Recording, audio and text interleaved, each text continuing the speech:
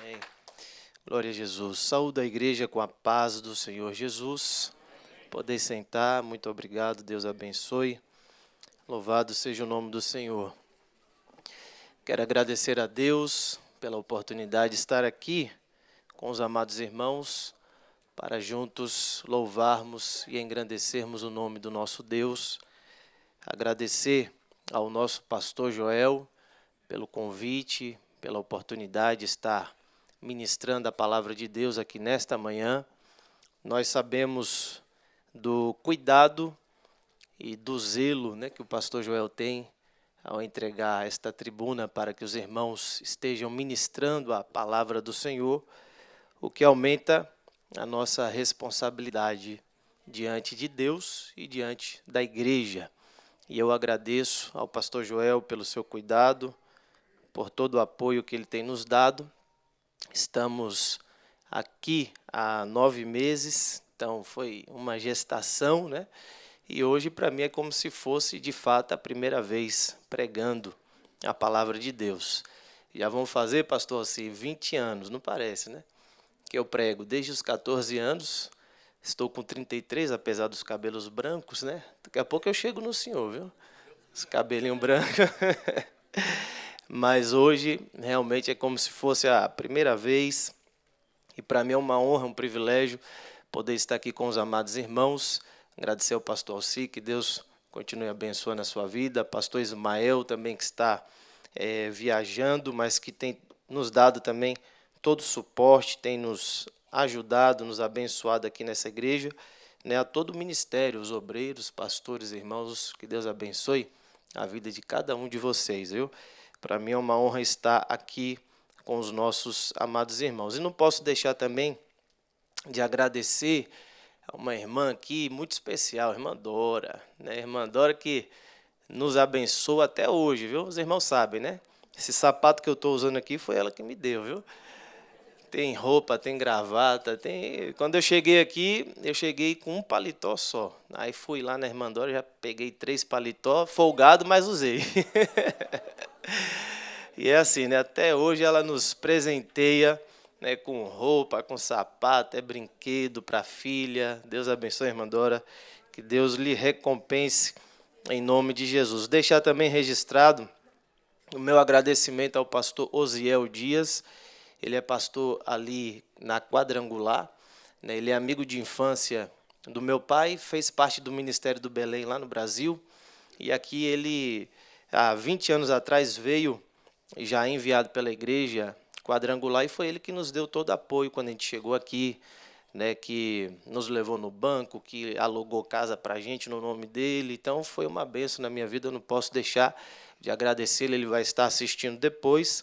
Ao nosso primo Silmo Moura, chama ele de primo, porque tem o Moura, mas é primo na fé, Silmo Moura, presbítero Márcio Bretas, nosso irmão Ivan também, Cadê o irmão Ivan? Está onde? Está ali, um baterista. Trabalhei com ele, com Samuel. Que Deus abençoe a vida de todos vocês. Vamos abrir a palavra de Deus, meus amados irmãos. Eu quero convidá-los para abrir as vossas Bíblias no Evangelho de Jesus, escrito por João, capítulo de número 4. João, capítulo de número 4.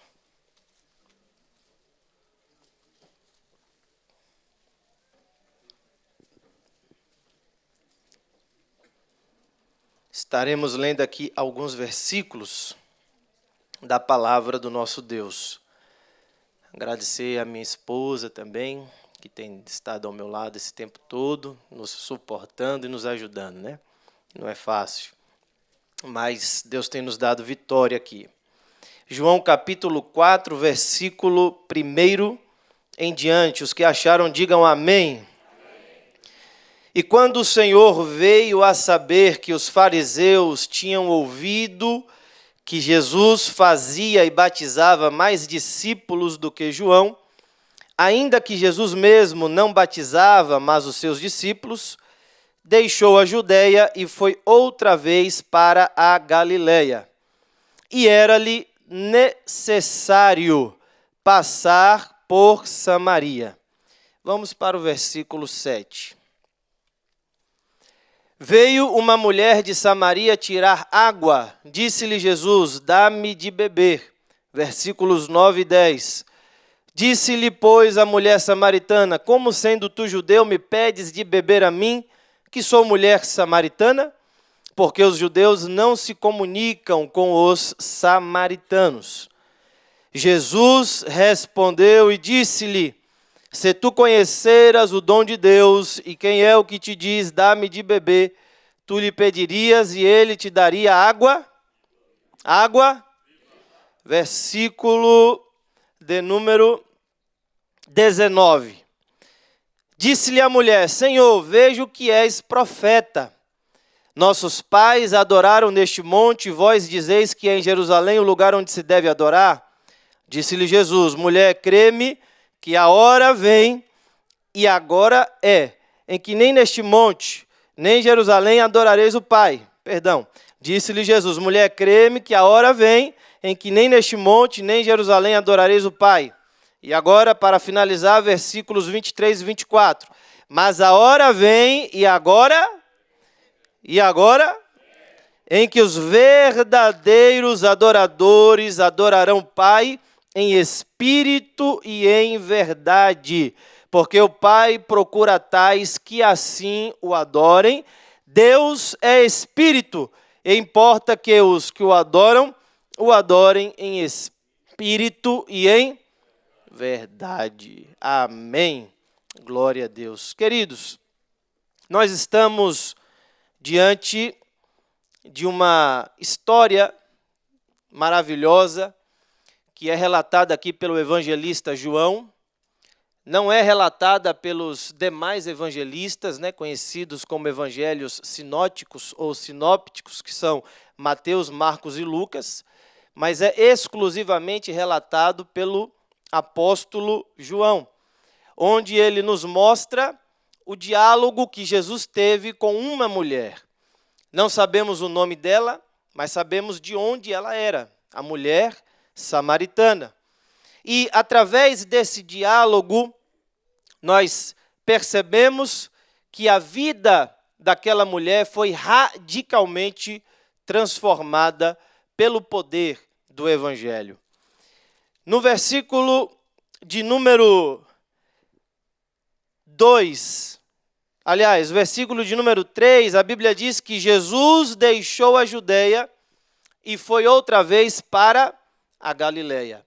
Ele estava numa viagem missionária, pregando, ensinando, falando acerca do reino de Deus, e saindo da Judeia em direção à Galileia, ele tinha pelo menos duas opções. Ou ele ia pelo caminho mais curto, passando por dentro de Samaria, ou ele ia pelo caminho mais longo, passando pelo leste e pelo Rio Jordão. Só que, qual é o detalhe? Os judeus evitavam passar por Samaria, e Jesus era judeu. Os judeus preferiam pegar o caminho mais longo, que demorava o dobro do tempo, do que passar por dentro de Samaria. E os irmãos vão entender por que esta rivalidade entre judeus e samaritanos. Mas o que me chama a atenção é o versículo de número 4. Pois no versículo de número 4 está registrado que era-lhe necessário. Aleluia, olha só. Era-lhe necessário passar por Samaria. Aqui eu vejo que o Senhor Jesus, de antemão, já sabia que aquela mulher estaria lá e que através dele a vida dela seria transformada. E não só isso, através da vida dela, toda Samaria conheceria o verdadeiro Salvador do mundo, que é o nosso Senhor e Salvador Jesus Cristo. Então vejam que nada acontece por acaso. Tudo o que Jesus fez tinha um propósito. E na vida do crente, irmãos, eu creio piamente que nada acontece por acaso. A Bíblia diz que nós somos guiados pelo Espírito Santo. A Bíblia diz que nós devemos andar em Espírito. E é o Espírito Santo quem conduz as nossas vidas.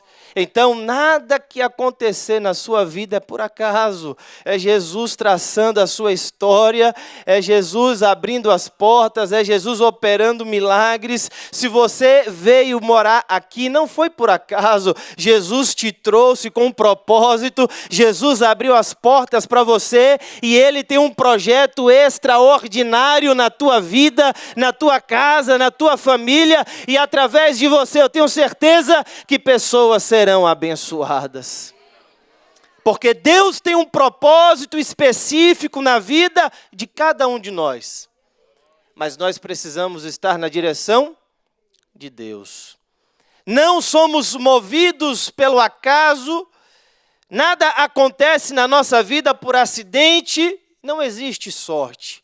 É Deus guiando os nossos passos. É Deus orientando a nossa vida. E Jesus foi até aquela cidade chamada Sicá, que ficava ali em Samaria, próximo a Samaria. E o versículo de número 6 diz que Jesus, cansado do caminho, assentou-se junto da fonte.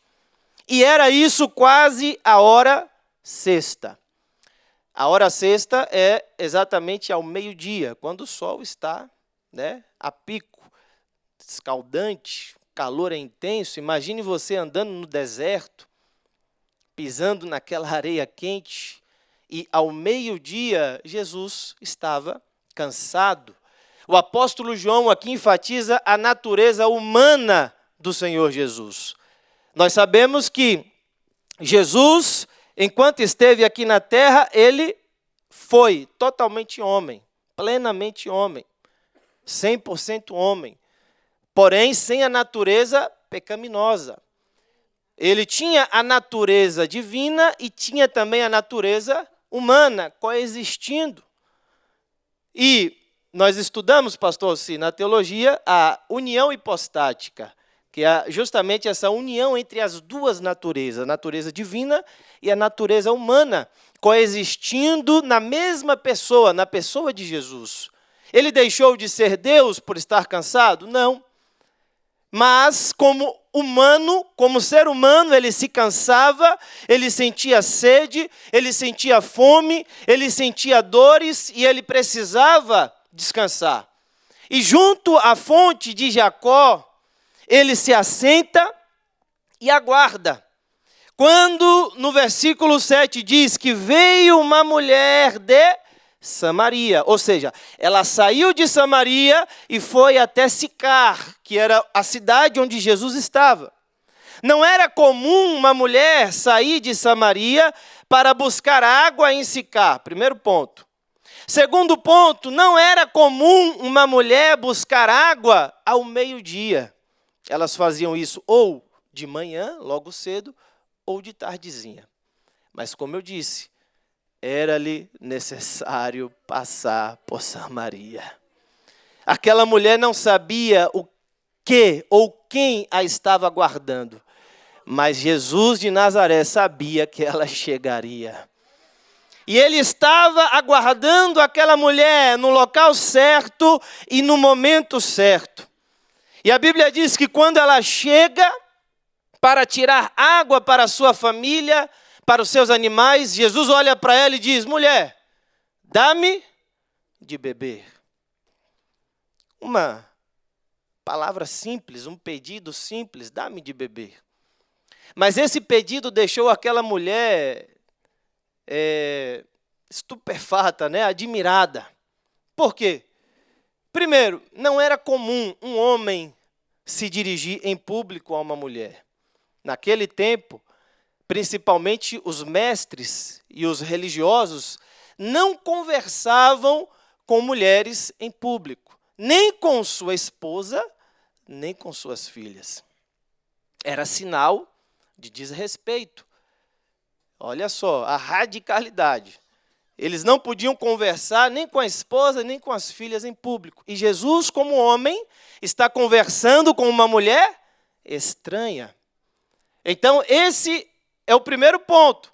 O segundo é que Jesus era judeu e ela era samaritana. Vejam a resposta dela. Versículo 9. Disse-lhe, pois, a mulher samaritana: como sendo tu judeu, me pedes de beber a mim, que sou mulher samaritana? E aí, entre parênteses, está explicando porque os judeus não se comunicam com os samaritanos. Além de Jesus ser homem, ele era judeu e ela era samaritana. E eles não se comunicavam. Judeu não conversava com samaritano.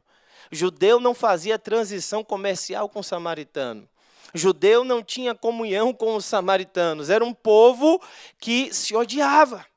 E por que esse ódio? Aí nós temos que voltar um pouquinho lá na história, no ano 722 a.C., quando o reino de Israel estava dividido, reino norte e reino sul. O reino norte ficou com 10 tribos, o reino sul com 2 tribos. E no reino norte a capital era Samaria. E quando a Síria invade o reino norte e destrói, a sua capital, ela leva muitos judeus para a Síria, e o pouco de judeus que ficaram ali na cidade de Samaria acabaram se misturando com povos estrangeiros. Os assírios levaram pelo menos 5 povos, pessoas de 5 nações, para habitarem em Samaria. Só que na lei de Moisés era proibido o casamento de um judeu com pessoas pagãs. Mas, devido à situação da época, os judeus se casaram com os pagãos. E aí houve o quê? Uma miscigenação. Houve uma mistura entre judeus e pagãos. E o resultado disso foram os samaritanos da época de Jesus, que era resultado desta mistura. Por isso que os judeus que se consideravam etnicamente puros não conversavam com os samaritanos. O judeu dizia: samaritano sequer merece a salvação. Para o judeu, o samaritano não poderia ter comunhão com Deus. Para os judeus, o samaritano estava excluído do favor divino. Para o judeu, o samaritano não poderia ser salvo. Mas aqui, Jesus está conversando com uma mulher samaritana. Jesus não veio apenas para um grupo elitizado. Jesus veio e morreu por todos. Não importa a cultura, não importa o país, não importa a condição social, não importa qual é a condição financeira e econômica da pessoa.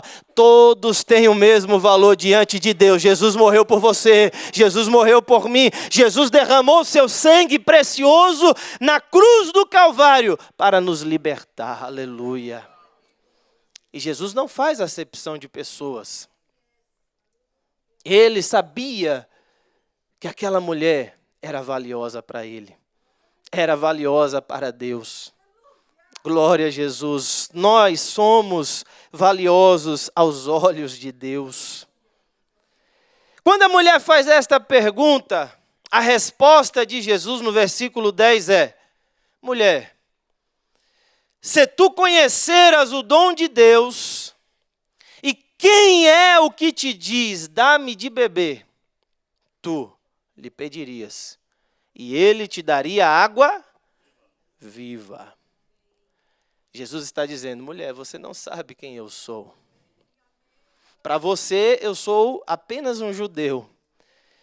Porque se você soubesse a minha verdadeira identidade, você estaria me pedindo água e eu te daria água viva.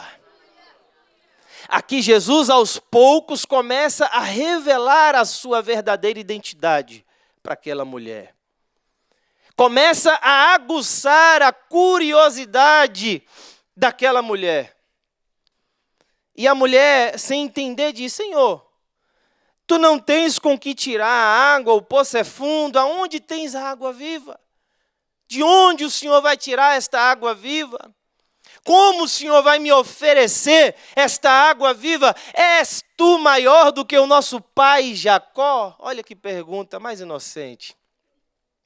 Perguntando para o Deus do universo, o Criador de todas as coisas, se ele era maior do que o pobre Jacó. Ela ainda não sabia com quem ela estava falando, mas logo ela descobriria. Aleluia, glória a Deus. E quando ela faz esta pergunta, Jesus diz o seguinte: mulher, qualquer que beber desta água, a água da terra, tornará a ter sede, mas aquele que beber da água que eu lhe der, nunca mais terá sede, porque a água que eu lhe der se fará nele uma fonte de água a jorrar para a vida eterna. Aleluia, glória a Deus. Jesus está falando, olha, a água que você tem, ela é transitória. Você bebe, sacia a sede, mas logo você tornará a ter sede novamente. Ou seja, as coisas desse mundo são passageiras, são transitórias, são efêmeras, mas as coisas celestiais, aquilo que eu tenho para oferecer é duradouro, é eterno, não pode se acabar. E se você desejar, eu posso te dar. Aleluia, glória a Deus. Quantos aqui já beberam desta água maravilhosa? Você já saciou a sua sede? A Bíblia diz que o nosso Deus é a água viva. Ele saciou a nossa sede espiritual. Aleluia. Nada neste mundo é capaz de preencher o vazio existencial que existe no ser humano. Um certo filósofo disse que no homem há um buraco ou um vazio exatamente do tamanho de Deus. Ou seja, só Ele pode preencher. Só Ele pode preencher esse vazio que existe ou que existia na nossa vida.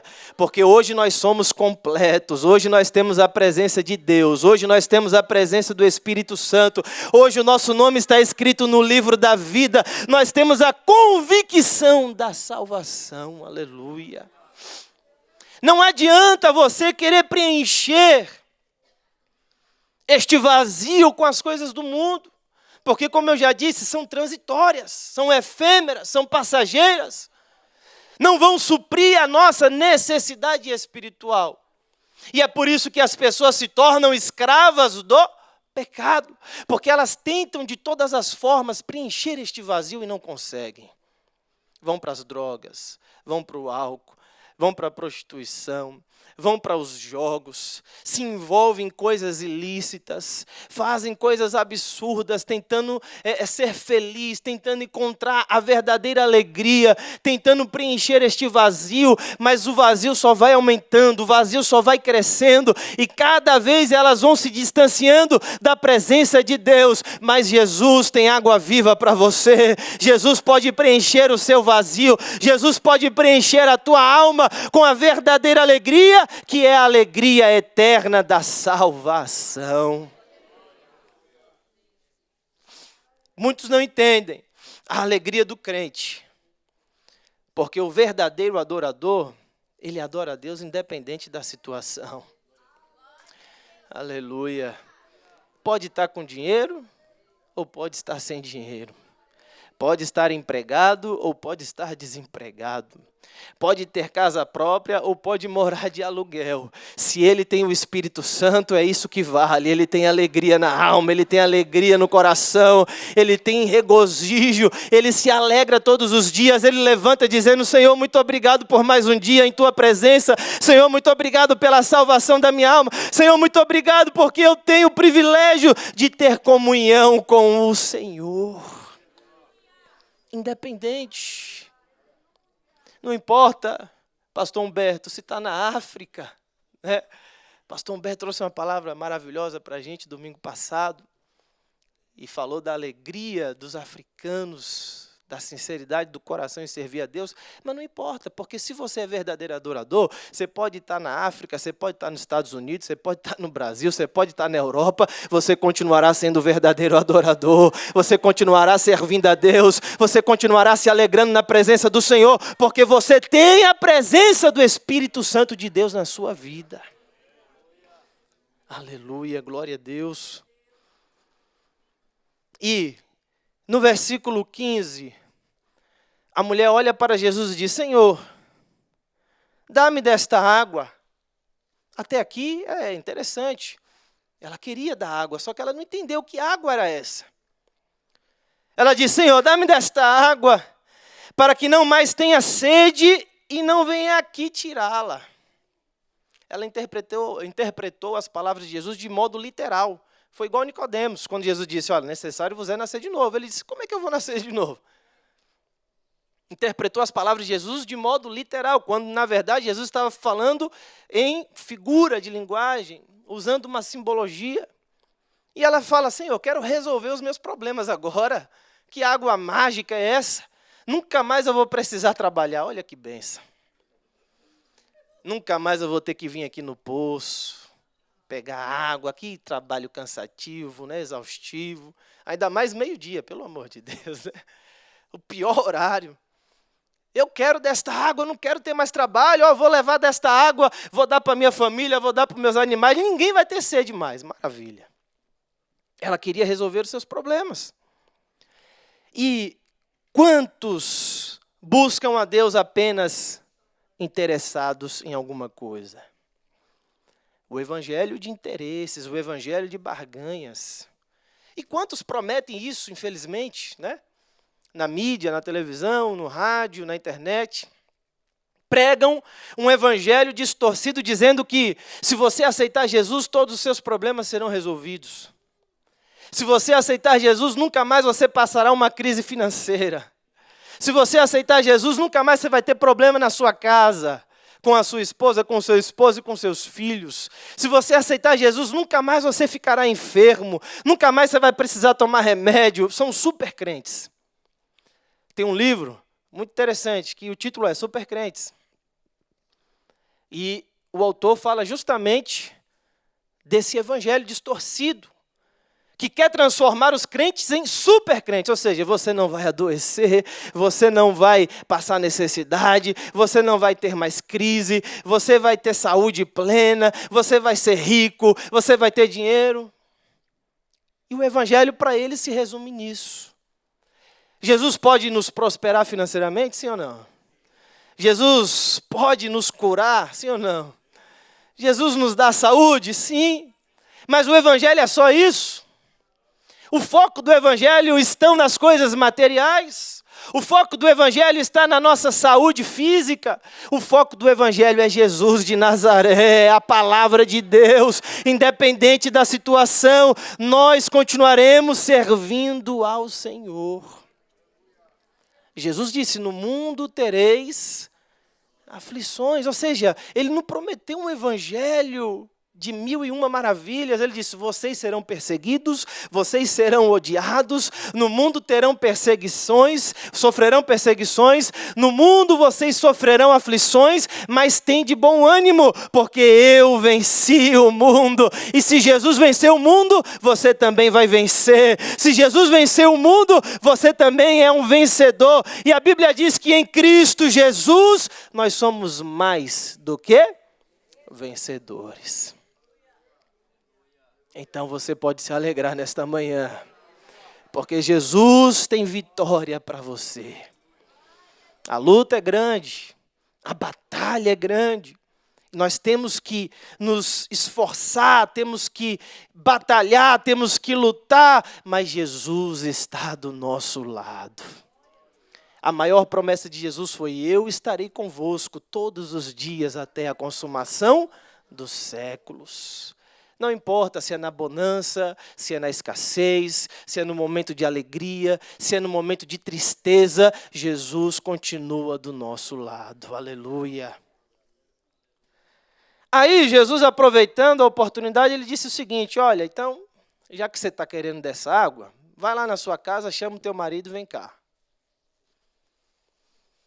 Aí agora ele foi no ponto central. Porque o evangelho é confronto também. Não é só massagear o algo, não. Você é vencedor, vai ser próximo. Não. Vai lá e chama o teu marido e vem aqui. Aí ela olha, Senhor, não tenho marido. Aí Jesus disse, dissestes bem, não tenho marido, porque já tiveste 5 maridos. Meu Deus. E o que agora tens não é teu marido. Por isso dissestes com verdade. Jesus agora está confrontando aquela mulher. Confrontando o seu pecado. Confrontando a sua vida. Porque é só através do confronto que a nossa história é mudada. É só através do confronto que nós saímos da zona de conforto. É só através do confronto que nós reconhecemos a nossa pecaminosidade. Que nós falamos para Deus, Senhor, eu não sou nada diante de Ti. Eu sou pecador, eu sou pequeno, eu sou miserável, eu sou pobre, eu sou nu. Mas eu dependo do Senhor, eu quero o Senhor, eu desejo o Senhor. Eu quero viver para a Tua glória e para o Teu louvor. Aleluia. E ela já deu uma saidinha e disse, olha, eu vejo que tu és profeta. Antes ela disse, olha, tu és judeu, né? E eu sou samaritana. Jesus era apenas um judeu. Agora, Jesus para ela é um profeta. E olha que a compreensão dela acerca de Jesus está progredindo. Porque o conhecimento que nós temos acerca de Deus, ele é ascendente e progressivo. À medida que o tempo vai passando, que a gente vai buscando, que a gente vai se relacionando com Deus, que a gente vai orando, que a gente vai lendo a Bíblia, o nosso conhecimento vai se ampliando. E agora o conhecimento dela já se ampliou. Vejo que tu és profeta. E aproveitando que o senhor é profeta, me tira uma dúvida. Aí ela faz uma pergunta.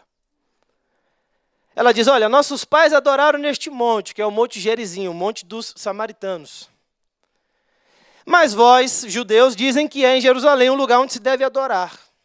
Em outras palavras, ela está perguntando, onde eu devo adorar a Deus? Qual é o lugar certo? Porque os samaritanos dizem que é em Samaria, no Monte Gerizim. Os judeus dizem que o local certo é em Jerusalém. Onde eu devo adorar? Qual o melhor lugar? Aí Jesus olha para ela e, como sempre, dá uma resposta surpreendente, que ninguém espera. Ele diz assim, olha, mulher, crê-me que a hora vem em que nem neste monte, nem em Jerusalém adorareis o Pai.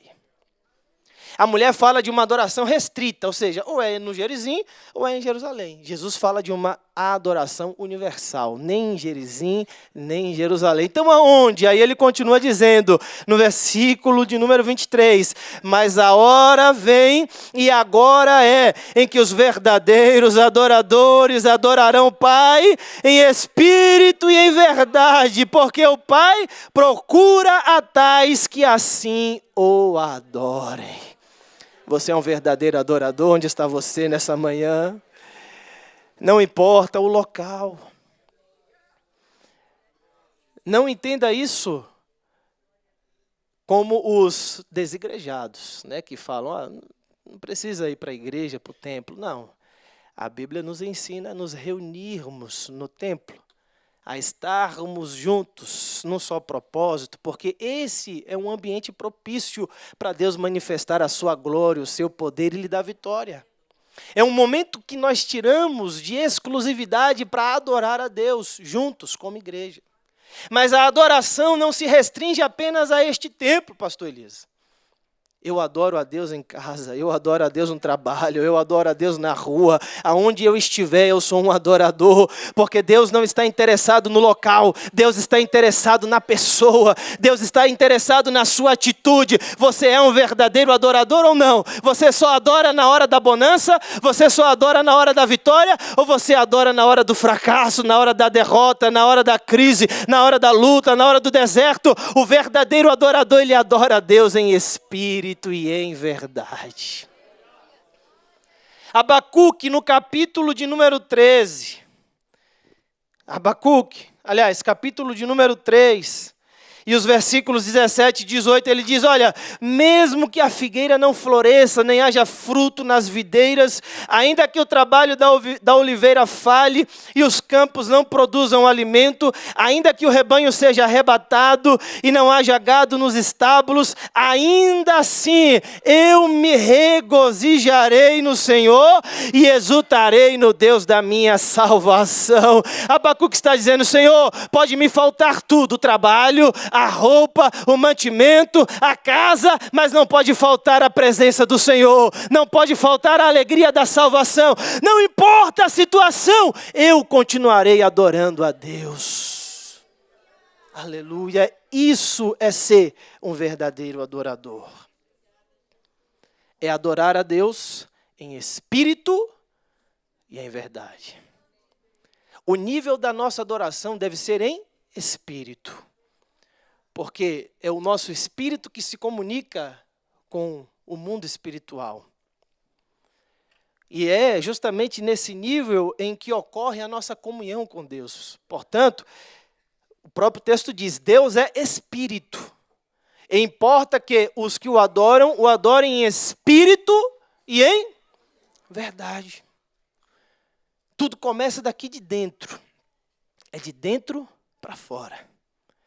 E o nosso interior, com certeza, muda o nosso exterior. Mas é uma adoração que vem da alma, que vem do coração, que vem do espírito. É uma adoração genuína, verdadeira, sincera, sem mácula, sem interesse, sem barganha. É uma adoração por quem Deus é e não apenas pelo que Ele faz. Eu adoro pelo que Ele faz, sim, mas não só por isso, mas principalmente eu adoro porque Ele é bom, porque Ele é maravilhoso, porque Ele já me deu o maior presente que é a salvação, porque Ele transformou a nossa vida, porque Ele nos libertou do pecado. Eu o adoro por quem Ele é. Aleluia. E deve ser uma adoração em verdade. Baseada na palavra de Deus. Não é de qualquer jeito. Não é do jeito que eu penso. Não é do jeito que eu acho. Não é do jeito que eu quero. É do jeito que a Bíblia ensina. É do jeito que Deus quer. É da maneira correta. A Bíblia é a verdade. É a palavra de Deus. Jesus é a verdade. Então, quanto mais próximo eu estiver de Jesus, a minha adoração também será expressa em verdade, direcionada a Deus, porque eu estou ligado em Cristo e eu estou ligado à sua palavra. Não é uma adoração espúria, mas é uma adoração que se estende à eternidade. Você é um verdadeiro adorador. Deus está à procura de verdadeiros adoradores. A Bíblia diz que Deus procura a tais que assim o adorem. Você é um procurado por Deus? Ser procurado pela polícia não é coisa boa, mas ser procurado por Deus é coisa boa. Jesus está te procurando. Jesus está te chamando. Jesus quer verdadeiros adoradores. E eu sei que você entendeu esta palavra. Eu sei que o Espírito Santo de Deus falou ao seu coração. E você sabe onde você deve melhorar. Como você pode melhorar e o que você deve fazer. O que nós devemos fazer para sermos verdadeiros adoradores. E já com a permissão do nosso pastor Alci, fique de pé em nome do Senhor Jesus nessa manhã. Aleluia. E eu quero que você feche os seus olhos e pense por um instante como está a sua adoração. Feche os olhos, se concentre em Deus agora. Se concentre no que Deus falou contigo nesta manhã e pergunte para si mesmo como está a minha adoração. Eu estou sendo um verdadeiro adorador? Eu estou de fato adorando a Deus em espírito e em verdade? Eu adoro a Deus por quem Ele é? Eu anseio a presença do meu Deus? Eu acordo pensando em adorar a Deus? O salmista, no Salmo 42, verso 1 diz, como o servo suspira pelos ribeiros das águas, assim a minha alma suspira por ti, ó Deus. Em Apocalipse capítulo 21, versículo 6, Jesus diz: aquele que estiver sedento, eu darei gratuitamente da fonte da água da vida. E sabe qual é a promessa de Deus para os verdadeiros adoradores? Isaías 44, versículo 3. Porque eu derramarei copiosamente água sobre aquele que está sedento, e enchentes sobre o chão seco. Eu derramarei copiosamente meu espírito sobre a tua semente, e a minha bênção sobre a tua descendência. Aleluia. A Bíblia diz lá em Jeremias que Deus é a fonte das águas vivas, e Ele está te convidando nesta manhã. Se você deseja melhorar a sua adoração, vem aqui à frente, eu quero orar por você. Se você deseja ser de fato um verdadeiro adorador, vem aqui. Deus está te procurando, Deus está te chamando. Você sabe que precisa, que pode melhorar, que pode dar mais. Você sabe que pode se entregar mais. Você sabe que a sua adoração pode melhorar na presença de Deus. Então vem aqui nesta manhã e nós vamos orar pela sua vida, para que você se torne nesta pessoa, para que eu e você sejamos verdadeiros adoradores, que adore a Deus de coração, de alma, não apenas uma adoração da boca para fora, não apenas uma adoração momentânea. Não é apenas no domingo que eu adoro a Deus. Não é apenas nos cultos que eu adoro a Deus. Eu adoro a Deus quando eu estou lá no meu quarto, sozinho.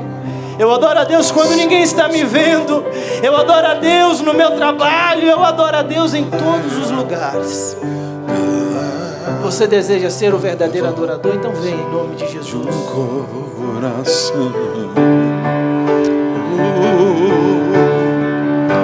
Se eu subir aos céus, eu sei que lá estás.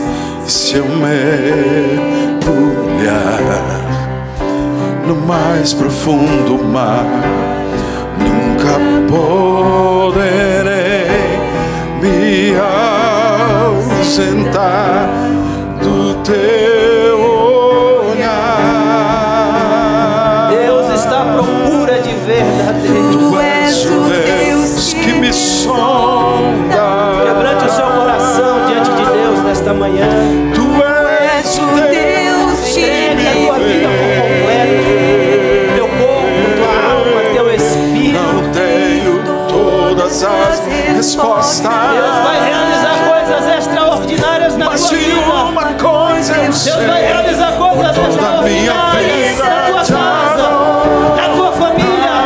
Enquanto você adora, Ele vai te curando, Ele vai te transformando, Ele vai te abençoando. Então adore. Adore Ele, adore Ele. Enquanto você adora, Ele vai manifestando a sua glória. Ele vai manifestando o seu poder. Ele vai restaurando as tuas emoções. Ele vai restaurando o teu casamento. Ele vai restaurando a tua vida. Ele vai restaurando a tua alma. Enquanto você adora, o Espírito Santo vai operando milagres no seu interior. Então adore a Ele. Entregue o teu melhor nesta manhã, em nome de Jesus. Senhor, aqui está a tua igreja. Senhor, aqui está o teu povo. Ó Deus, nós somos sedentos por Ti, ó Pai. Recebe o nosso louvor, recebe a nossa adoração. Vai restaurando, Senhor. Os pastores, por favor, em nome de Jesus, ministrem sobre os servos de Deus que aqui estão. E você continue adorando, continue exaltando, continue glorificando, continue adorando este Deus maravilhoso, o Criador dos céus e da terra. Recebe, Pai, a nossa adoração em nome de Jesus. Recebe o nosso louvor, recebe a nossa gratidão em nome de Jesus. Encha-nos com o Teu Espírito Santo. Renova-nos nesta manhã, Senhor. Batiza com o Teu Espírito, Jesus.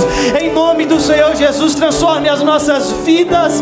Oh, seja restaurado, seja tocado, seja transformado, seja abençoado nesta manhã. Jesus está está falando com você. Jesus está restaurando a sua vida. Jesus está tocando na tua alma. Jesus está tocando no teu espírito. Jesus está tirando tudo que não agrada do seu Espírito Santo. Jesus está limpando. Aleluia. Jesus está santificando. Em nome de Jesus, receba a bênção de Deus. Receba a vitória. Receba o toque do Espírito de Deus na sua vida, em nome de Jesus. Não tenho todas as respostas,